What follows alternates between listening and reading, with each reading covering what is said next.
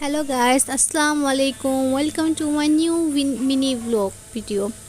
So ঘরে শুয়েছিলাম রুমের ভিতরে, হঠাৎ করে দেখি চুলার পাড়ে থেকে টাকটুক শব্দ আসতেছে। তো দৌড়ে আইসা দেখি জামাই এখানে মুরগির মাংস একদম কিমা করে ফেলাইছে।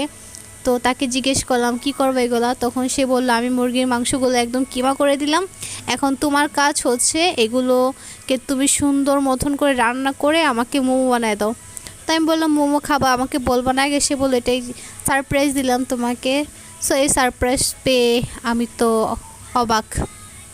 তো এখানে আমি গরম পানি বসিয়ে দিলাম আটা গোলানোর জন্য।